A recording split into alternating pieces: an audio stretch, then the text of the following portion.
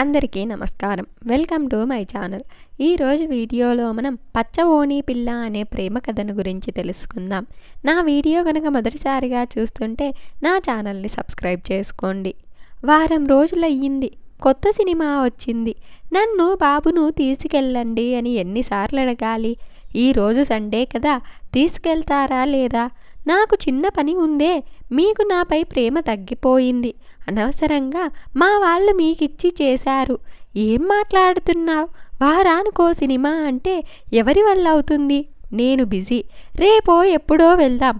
మీ మాటల్లోనే అర్థమవుతుంది నాపై ప్రేమ లేదని. ఆ మాటకొస్తే మా వాళ్లకు బుద్ధి లేక నీకిచ్చి పెళ్లి చేశారు. అవునా? అలా అయితే పెళ్లి చూపుల నాడు నన్ను చూడగానే అందరూ చూస్తుండగా నన్ను కౌగిలించుకొని నేనంటే ఇష్టమని వారంలో పెళ్లి చేసేయండి అని అన్నారెందుకో? బుద్ధి లేక? అవునా? ఒక్క నిమిషం ఆగండి. మరి ఇదేంటి? నా మీద ఎంత ప్రేమ లేకపోతే ఈ షర్ట్ ఇంకా మీ దగ్గరే వాడకుండా నలపకుండా జాగ్రత్తగా ఉంచారు అని లోనికెళ్ళి ఓ షర్టు పట్టుకొచ్చి చూపిస్తూ అంది. నా వీడియోకి ఒక లైక్ చేసి ఒక కామెంట్ చెయ్యండి ప్లీజ్. తొలి ప్రేమ నాకు గుర్తొచ్చింది. కాలేజీ అయిపోయాక జాబ్ రాకముందు తిరుపతికి మొక్కు ఉంటే వెళ్ళవలసి వచ్చింది. జాగ్రత్తగా వెళ్ళి జాగ్రత్తగా వచ్చేయాలనుకుని ట్రైన్ ఎక్కాను. ట్రైన్ కదిలింది. అదే సినిమాల్లో అయితే ఆ సమయానికి హీరోయిన్ వచ్చేసేది. కానీ జీవితం సినిమాలా నాటకీయంగా ఉండదు కదా. విండో నుండి చూస్తున్నా. నా పక్క సీట్ ఖాళీగానే ఉంది. ఎవరైనా అమ్మాయి వస్తే బాగున్ను. కుర్రోళ్ళం కదా, మా ఆలోచన ఇలాగే ఉంటాయి. అలా అనుకోగానే ఎర్రగా ఒక అమ్మాయి ఆ సీట్ ఖాళీయా అని అడిగింది. కొవ్వూరు చెరుకు, తపేశ్వరం కాజా, ఆత్రేయపురం పూతరేకుల కన్నా తియ్యగా ఉన్నాయి తన మాటలు. వచ్చి రాని ఇంగ్లీష్లో ఖాళీనే, రండి కూర్చోండి అంటూ కాస్త జరిగాను. అమ్మాయి చాలా అందంగా ఉంది. నవ్వుతూ కూర్చుంది. కాసేపు నేనేదో సాధించినట్టు ఛాతి ముందుకెట్టి చిన్నగా నవ్వుతున్నాను. థ్యాంక్స్ అండి. అయ్యో పర్లేదండి. తోటి ప్రయాణికులకు సాయం చెయ్యడం నాకు చిన్నప్పటి నుండి అలవాటే అన్నాను. నా మాటలకు కాస్త చిన్నగా నవ్వింది. ఎంతవరకు? చేతులు రెండు జోడించి తిరుపతికి అన్నట్టు సైగ చేసింది. అయ్ బాబోయ్, ఏంటో నాకన్నీ ఇలా కలిచొచ్చేస్తున్నాయి అనుకున్నాను. తల వెంట్రుకలను చేతి వేళ్లతో దువ్వుతూ ఉన్న కాస్త గడ్డాన్ని నెమురుతూ ఆనందంగా లైన్ వేస్తున్నాను. కాసేపటికి పచ్చ ఓని సరిచేసుకుని ముఖం కడుక్కున్నాక తడిచిన ముందు కుర్రలను వెనక్కి పెడుతూ ఓకే పర్లేదు అనిపించేట్టు ఒక అమ్మాయి మా ముందుకు వచ్చి లెగండి, ఇది నా సీట్, రెండు చేతులు నడుంపై పెట్టుకొని అడిగింది. తన చూపులు నా పక్క ఉన్న అమ్మాయి వైపే ఉన్నాయి. అప్పుడే సగం ప్రేమించడం మొదలుపెట్టేశాను. మధ్యలో ఏంటి ఈ అంతరాయం అనుకున్నాను. ఏంటి ఇది మీ సీటా? ఏది మీ టికెట్ చూపించండి, కాస్త చిరాగ్గా అడిగాను. మీరేమైనా టీసీయా? మీకెందుకు చూపించాలి? నాకు కోపం మామూలుగా రాలేదు.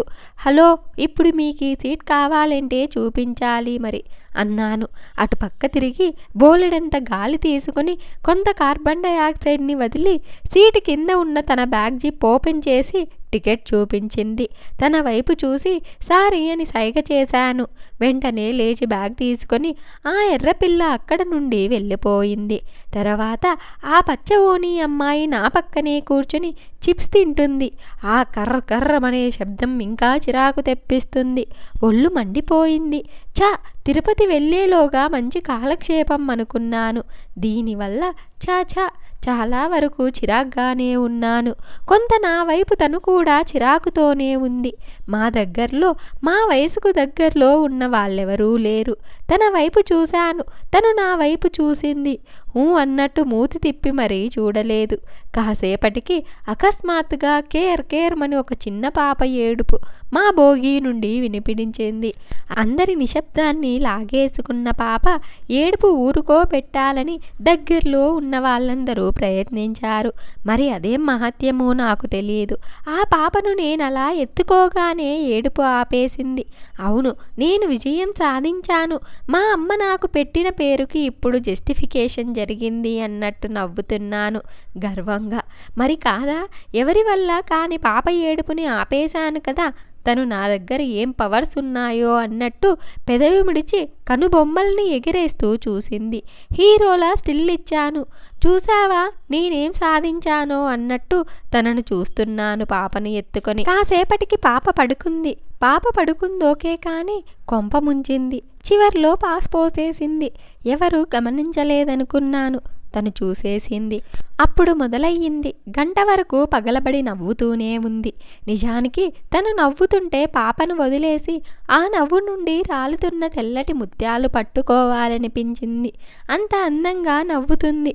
కాసేపటికి నేను కూడా నవ్వేశాను. దట్ వాజ్ సో ఫన్నీ అంటూ నాతో మాట్లాడడం మొదలుపెట్టింది.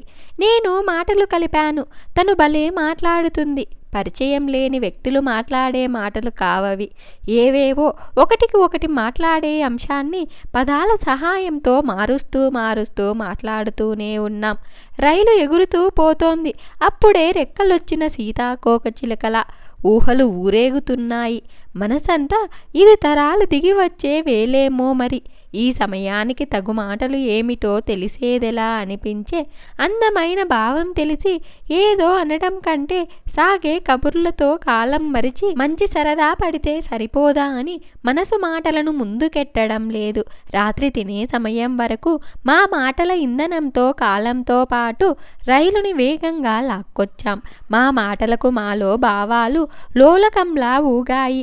తన చూపులు పౌను పుణ్యాన్ని తట్టుకున్న నా హృదయం మహాపుణ్యం చేసుకుంది. ట్రైన్లో ఫుడ్ గురించి మీకో విషయం చెప్పాలి. మొన్నోసారి ట్రైన్లో నుండి వస్తూ అనవసరంగా అమ్మ క్యారేజ్ కట్టిన విషయం మర్చిపోయి ట్రైన్లో ఏదో బిర్యానీ తీసుకున్నాను. బయటకు వస్తూ పాపం ఎన్నాళ్ళైందో తిని అనిపించి ఓ అడుక్కునేవాడికి ఆ బిర్యానీ ప్యాకెట్ ఇవ్వబోయాను. బాబు ఇది ట్రైన్లో కొనిందా? అవును. వద్దు బాబు, నాకు రూపాయి ఇవ్వు చాలు అని ఆ 120 రూపాయల బిర్యానీకి పక్కనున్న చెత్త కుండీ వైపు దారి చూపించాడు. నా కళ్ళు పెద్దవైపోయాయి ఒక్క క్షణం. అప్పటి నుండి ట్రైన్లో వాటర్ కూడా కొనకూడదని నిశ్చయించుకున్నాను. అందరూ ఎవరు తెచ్చుకున్న ఫుడ్ వాళ్ళు తింటున్నారు. ఆ పచ్చవూని అమ్మాయి పులిహోర బాక్స్ ఓపెన్ చేసి నా వైపు చూసింది. నేనేం తెచ్చుకోలేదు. తినకపోవడం గమనించింది. బాక్స్ కప్పులో కొంచెం పులిహోర వేసి పక్కన పెట్టింది. నా కోసమే ఏమో అనుకున్నాను. అరే తినేస్తుంది కానీ తింటారా అని అడగడం లేదేంటి? మనసులో అనుకోగానే తినండి మీకోసమే అన్నట్టు సైగ చేసింది. మనసులో వెంటనే అందుకొని తినాలని ఉన్నా వద్దండి ఆకలిగా లేదు అన్నాను. అడగగానే తీసుకొని తినేస్తే బాగోదేమో అని. అయ్యో అదేంటి, తినండి పర్లేదు, ఆ తర్వాత ఆకలి వేసినా ఇంకేం దొరకదు. వద్దండి థ్యాంక్స్ అన్నాను మొహమాటంతోనే. అయితే తినరా? వద్దు అన్నట్టు సైగ చేశాను. Are you sure? అయ్యో నిజంగా మీరు తినేయండి అన్నాను. ఇంకొకసారి అడిగితే తినేద్దామని ప్రిపేర్ అయ్యాను. కానీ నాకు దరిద్రం బాగా ఉంది. తను మొత్తం తినేసింది. మళ్ళీ కాసేపు మాట్లాడుకున్నాం. కొత్తగా పరిచయమైన వాళ్ళ మధ్య ఏర్పడ్డ చిరు స్నేహం అద్భుతంగా ఉంటుంది. కొంత సరిహద్దుల్లో ఉండే చనువు, అప్పుడే ఏర్పడే నమ్మకం, అందమైన అభిమానం. పొరపాటున కూడా ఆ అందమైన స్నేహాన్ని మరిచిపోకు నేస్తమా. నేనేదో భ్రమలో నీ స్నేహాన్ని పొద్దున మరిచిపోతే చిన్నగా నవ్వుతూ నేను పోగొట్టుకున్న నన్ను వెతికిపెట్టు మనసులో అనుకుంటూ తనని చూస్తూ ఉన్నాను. అక్షరం రానివాడు ప్రేమిస్తే కవితలు రాయడం ఏమిటి? నవ్వుకొనేవాడిని తేలిగ్గా తెలియక. కానీ ఇప్పుడే తెలుస్తోంది ప్రేమ గొప్పదేనేమో. మెరిసే వెన్నెలలా తన నవ్వు చాలా బాగుంది. అది చూస్తుంటే నాకింకా బాగుంది. నిద్ర వస్తుంది. మీకు రేపు ఉదయం 5ంటికి మెలకువ వస్తే నన్ను మేల్కొల్పండి అంది. ఓ తప్పకుండా అన్నాను. టైం 12 దాటింది. అప్పుడు మొదలయ్యింది అసలు కథ. తను పడుకుంది. నేను కోపాన్నైనా ఆపుకుంటానేమో కానీ ఆకలికి ఆగలేను. ట్రైన్ ఏదో స్టేషన్ దగ్గర ఆగింది. దిగి చూశాను. తినేవి ఎక్కడా లేవు. ట్రైన్ ఎక్కేశాను. టైం 2 అవుతుంది. అంతా బాగా నిద్రలో ఉన్నారు. కడుపులో ఏదో అవుతుంది. చాలా చాలా ఆకలిగా ఉంది. పచ్చి గెడ్డైనా పరవాన్నమే ఈ సమయంలో అటూ ఇటూ తెగ తిరిగాను. ఆకలికి గింజుకున్నాను. మా అమ్మ నేను ఆకలికి ఆగలేను, తిండిబోతుని అని చాలా ఎక్కువ కట్టేసింది అని ఇంతకు ముందు మాటల మధ్యలో తను అన్న మాటలు గుర్తొచ్చాయి. మెల్లగా తన బ్యాగ్ వైపు చూశాను. ఇంకా తినడానికి ఏమైనా ఉంటుందేమో. ఎదురుగా పడుకున్న తన వైపు చూశాను. వెంటనే బ్యాగ్ వైపు చూశాను. నువ్వేం చేస్తావో నాకనవసరం. నువ్వెలా పోతే నాకేంటి? నీ చావు నువ్వు చావు, నన్ను మాత్రం చంపకు అని ఆకలి తనకున్న గొంతుతో గట్టిగా అరుస్తుంది. ప్రపంచం నన్ను దొంగ అన్నా పర్వాలేదని చేసేదేం లేక మెల్లగా తన బ్యాగ్ తెరిచాను. తన వైపు చూశాను. తన కళ్ళు చూశాను. సూపర్, తను పడుకొనే ఉంది. పక్క చూశాను. అందరూ గాఢ నిద్రలో ఉన్నారు. నిశ్శబ్దం గోల చేస్తుంది. ఆ పాప కూడా పడుకుంది. మెల్లగా బ్యాగ్ జిప్ ఓపెన్ చేశాను. ఏవో 2-3 బాక్సులు ఉన్నాయి. బరువుగా ఉన్న బాక్స్ తీశాను. తిరుపతి వెంకన్న స్వామి కనిపించాడు. చపాతీ బంగాళదుంప కూర రూపంలో కళ్ళకు హద్దుకొని తింటున్నాను. త్వరగా తినేస్తే బెటర్ అని గబగబా తింటున్నాను. తన వైపు చూశాను. అమ్మయ్య, తను పడుకొనే ఉంది. 5 చపాతీలు మొత్తం తినేస్తున్నాను. అప్పుడు అస్సలు ఊహించనిది జరిగింది. తేలు కుట్టిన దొంగ సైలెంట్గా ఉంటాడేమో కానీ అదే దొంగకు ఎక్కిళ్ళు వస్తే అస్సలు కష్టం. అదే జరిగింది. ఎక్కిళ్ళు వస్తున్నాయి. కంటికి దగ్గరలో నీరు కనపడడం లేదు. కంటి నుండి నీళ్లు వచ్చేలా ఉన్నాయి. అటూ ఇటూ చూశాను. అటూ ఇటూ పోయాను. నీటి నీడ లేదు. ముఖం ముందు నీళ్ల బాటిల్ ప్రత్యక్షమయ్యింది. వెంటనే తాగేశాను. ఎక్కిళ్ళు నోరు మూసుకున్నాయి. చిన్నగా నవ్వుతూ చేతులు ముడుచుకొని తను చూస్తుంది.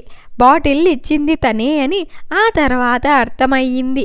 సారీ కూడా చెప్పలేకపోయాను. తల కిందకి వంచి సైలెంట్గా ఉన్నాను. అయ్యో, ఇంత ఆకలి దాచుకుని అంత మొహమాటంతో ఎలా ఉన్నారండి అంది నవ్వుతూ. అమ్మయ్య, కోపడలేదు. ఎంత మంచిది. క్షమించండి, తప్పుగా అనుకోవద్దు. వేరే దారి లేక ఇలా చేశాను. అయ్యో పర్లేదండి, ఆకలి తీరిందా? పై జిప్లో పూతరేకులు కూడా ఉన్నాయి. మళ్ళీ ఆకలేస్తే తీసుకోండి, నీళ్లు సిద్ధం చేసుకోండి అని చెప్పి పడుకుంది. ఎంత బాగా మాట్లాడిందో.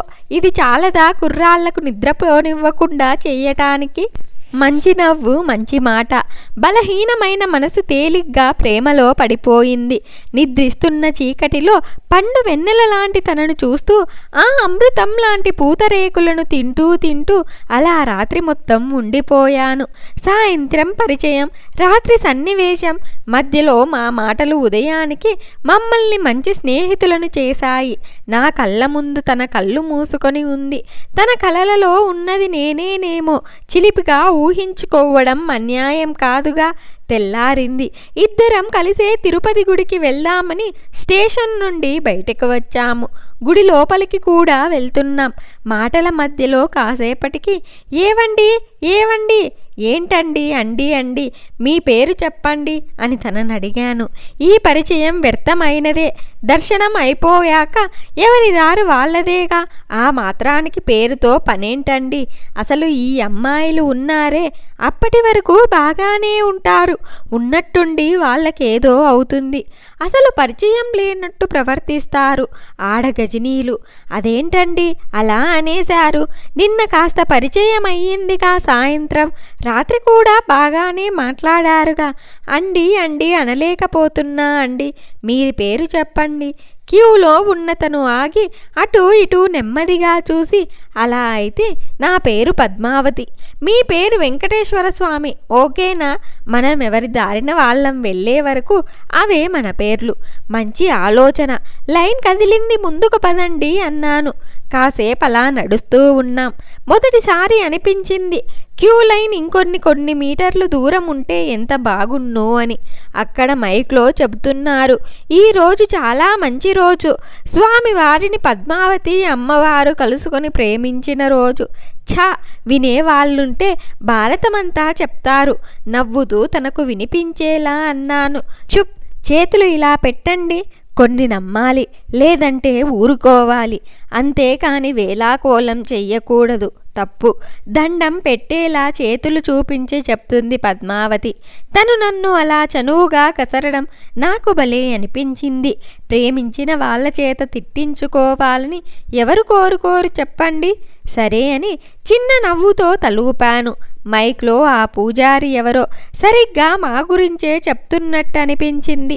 స్వామివారు అమ్మవారిని కొంటెగా చూడటం, అలా సిగ్గుతో అమ్మవారు తల వంచడం అంతా మా మధ్య, మా చూపుల మధ్య, మా భజాల మధ్య జరిగిన సంఘటనలే. క్యూలో ఎక్కువ మంది జనం మమ్మల్ని చాలా దగ్గర చేశారు.